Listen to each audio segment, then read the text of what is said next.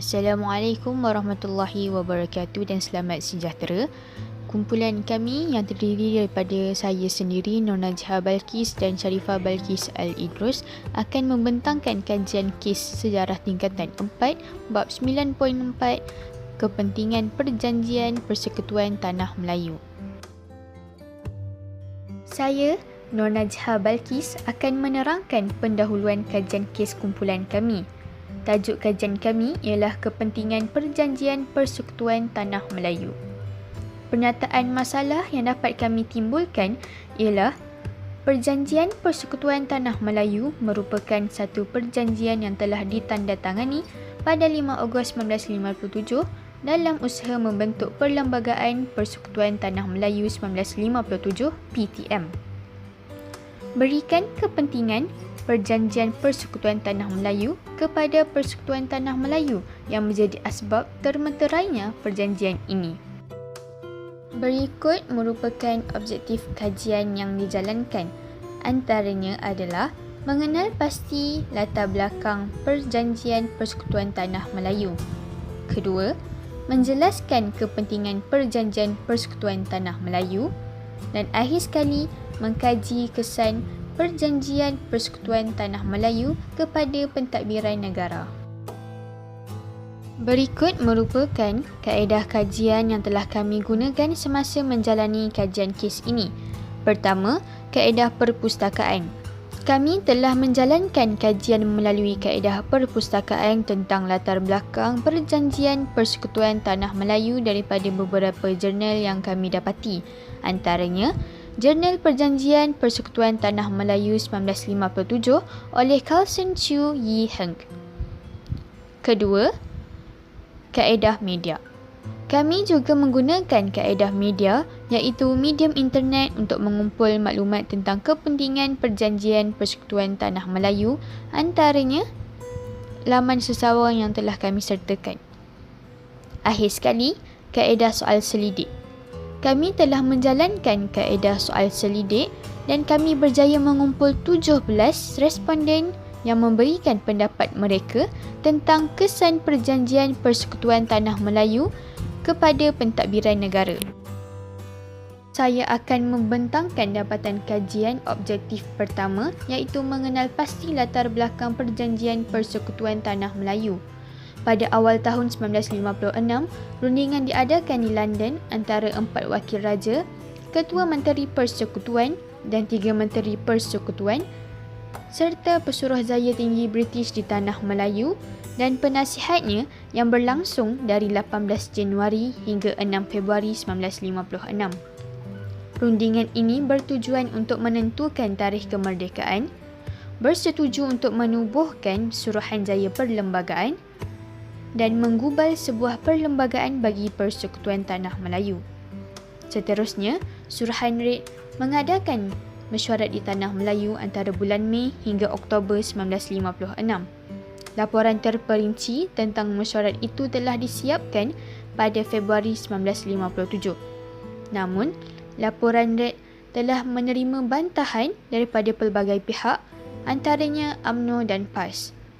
Oleh itu, British telah menubuhkan jawatan kuasa kerja yang terdiri daripada 4 orang wakil Raja-Raja Melayu, 4 orang wakil perikatan, Pesuruhjaya Tinggi, Setiausaha Persekutuan dan Peguam Negara sebagai wakil kerajaan British bagi mengkaji cadangan Suruhanjaya Red tanpa menerima sebarang bantahan daripada mana-mana pihak.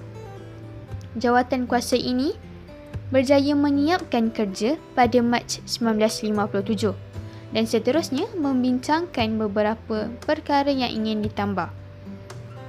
Akhirnya, penggubalan Perlembagaan Persekutuan Tanah Melayu berlaku.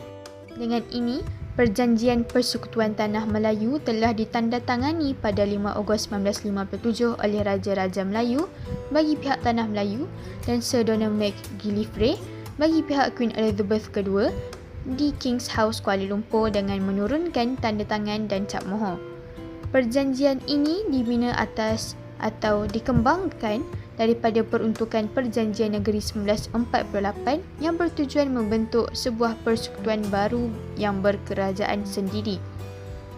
Perjanjian ini juga dijadikan sebagai asas pembentukan Perlembagaan Persekutuan Tanah Melayu. Seterusnya, dapatan kajian objektif kedua iaitu menjelaskan kepentingan Perjanjian Persekutuan Tanah Melayu. Pertama, sebuah kerajaan demokrasi dengan konsep raja berperlembagaan dapat dibentuk. Kedua, menerusi Pakatan Murni, keharmonian kaum dapat dicapai tanpa pertumpahan darah berlaku. Pemimpin Melayu dan pemimpin bukan Melayu menyokong pakatan ini kerana dapat mewujudkan perpaduan antara kaum. Seterusnya, memberi hak mutlak kepada penduduk tempatan untuk mentadbir negara yang berdaulat. Selain itu, setiap kaum berusaha melahirkan identiti masyarakat yang merdeka. Akhir sekali, perbezaan warna kulit, agama, bahasa dan bangsa tidak lagi diketengahkan. Akhir sekali, dapatan kajian bagi objektif ketiga iaitu mengkaji kesan Perjanjian Persekutuan Tanah Melayu kepada pentadbiran negara. Pertama, status keistimewaan orang Melayu terjamin. Kedua, agama Islam adalah agama rasmi persekutuan. Ketiga, memulakan kerjasama antara kaum dengan perjanjian yang dipersetujui, di mana bukan sahaja menguntungkan tanah Melayu dari segi politik, malah juga sosiologi. Selain itu, membentuk sebuah kerajaan demokrasi yang berkonsepkan raja berperlembagaan, dan akhir sekali dapat menjamin keamanan negara dalam jangka masa yang panjang. Seterusnya, kesimpulan. Saya akan bentangkan iktibar yang telah kami dapat daripada kepentingan Perjanjian Persekutuan Tanah Melayu kepada negara, masyarakat dan diri. Untuk negara, pentadbiran negara kita menjadi lebih sistematik dan berjalan lancar di mana konsep raja berperlembagaan diamalkan bersama dengan sistem demokrasi. Hal ini menunjukkan kesatuan pendapat dapat mendorong kepada kemajuan pentadbiran negara. Selain itu, pemimpin beribawa perlu memainkan peranan penting terutamanya apabila dilantik sebagai ketua negara kerana jawatan-jawatan ini merupakan teras yang akan menggerakkan pengikutnya untuk memainkan peranan masing-masing dan saling melengkapi demi memelihara kedaulatan dan keamanan negara. Untuk masyarakat pula, kita dapat mengetahui betapa pentingnya perpaduan antara kaum untuk diwujudkan di negara berbilang kaum. Perpaduan ini dapat membantu dalam melancarkan pentadbiran serta menguatkan lagi kekuatan negara dalam pelbagai aspek. Hal ini kerana dengan adanya kelebihan kaum masing-masing yang dapat membendung kelemahan masing-masing. Kekuatan hubungan kaum perlu dijaga dengan baik bagi mengekalkan hubungan masyarakat yang sudah seperti keluarga sendiri. Untuk diri, kita sebagai penduduk perlulah menggunakan kuasa rakyat dengan baik dalam sistem demokrasi agar negara dapat dipimpin oleh pemimpin yang berwibawa. Kita juga berperanan untuk bekerjasama dan menggunakan komunikasi dua hala dengan baik bersama pemimpin agar tidak berlakunya pertelingkahan ketika sesuatu pendapat diusulkan. Seterusnya, kita akan bergerak kepada lampiran. Ini merupakan dapatan buku teks daripada buku teks Sejarah Tingkatan 4 KSSM pada muka surat 224. Seterusnya, dapatan jurnal.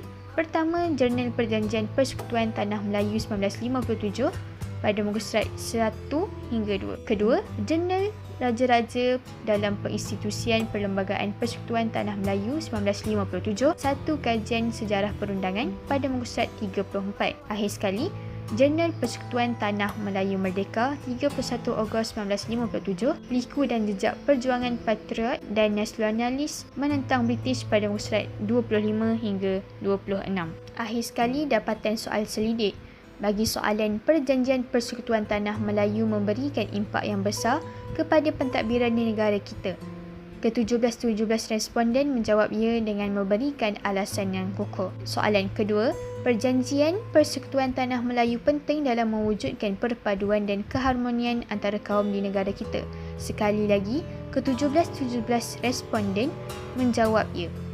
Seterusnya, antara faktor perjanjian Persekutuan Tanah Melayu di Gubal adalah untuk memberi hak kepada penduduk tempatan dalam mentadbir negara dengan cara tersendiri. Hanya 16 responden menjawab ya. Soalan terakhir, pada pendapat anda, apakah yang akan berlaku sekiranya perjanjian Persekutuan Tanah Melayu tidak digubal? Kesemua responden memberi pendapat yang bagus.